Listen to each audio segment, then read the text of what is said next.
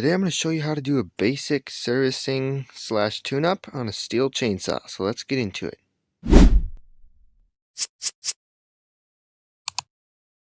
One thing I'll mention before we get started is that I'm not covering any carburetor issues. This is assuming your chainsaw operates fine and it's just time for some maintenance. Now the tools you're going to need are pretty basic. Flat blade screwdriver, 3/4 inch socket and ratchet, a needle nose pliers, and a piece of wire for fishing out the fuel line. Now on this MS260 we're going to have an air filter cover right there. We'll remove the air filter by loosening these two screws right there. Then we'll gently wiggle the air filter off there. And now you want to pay attention to what style of air filter you have, because there's actually several different air filter styles used. At least two. So as you can see here, these two match. So we should be good to go. Now let's go ahead and remove the screw up here, holding on the cover.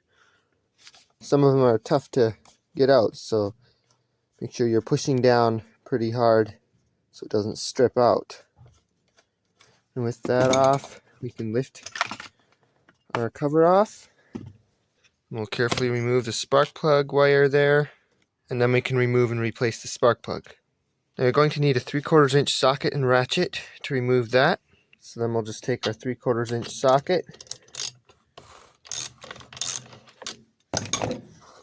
We'll remove that.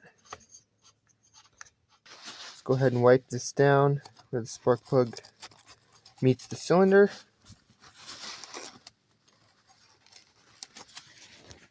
Then we'll take our new spark plug. You can use a NGK BPMR 7A, or you can also use the Bosch WSR 6F. Manual calls for either of those. So you might want to go ahead and check the spark plug gap just to make sure it's at 20 thousandths of an inch or 0.5 of a millimeter. And then we'll install the spark plug. We'll just snug it up. You don't need to go crazy tight. Just want to get that gasket to crush there. Then we'll make sure our spark plug wire boot is clean. And we'll reinstall that, making sure it's on all the way, just like that. Now let's reinstall the engine cover. Okay, we'll just put it over like that. Make sure you pay attention to where the wires are going. Might have to finagle it a little bit. You can see the wires are in their spots back there. Now let's screw down the screw. Alright, the screw's snugged down, so let's go ahead and install our new air filter.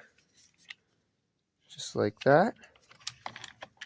We'll line up those two mounting studs and get the O-ring in carefully. And we'll start threading the screws. Alright, one quick thing I forgot to mention, just make sure the O-ring is in good condition and not falling apart or anything. And then just snug these down. Don't have to go crazy tight. Now if it's super dirty in here, you might want to blow it out, but this one looks okay.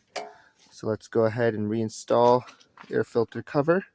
You can see it's got a slot that goes in right there and right over there. Gotta line those up, push it all the way down, and tighten the cover. Last thing to do is the fuel filter.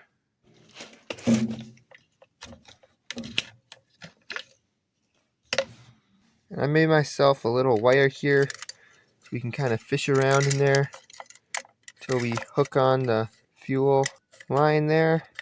You can see it there. Want to be careful until we can get to it right there.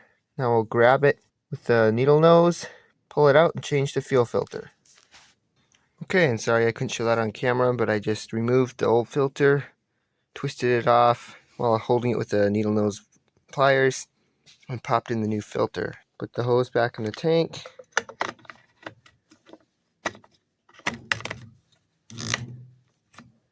We install our fuel cap and we should be good to go. Now, a couple other things to keep in mind are your chainsaw chain. Make sure that's nice and sharp. Make sure your chain tension is good. Make sure you have plenty of bar oil and that it's the correct type. There's a summer weight and a winter weight.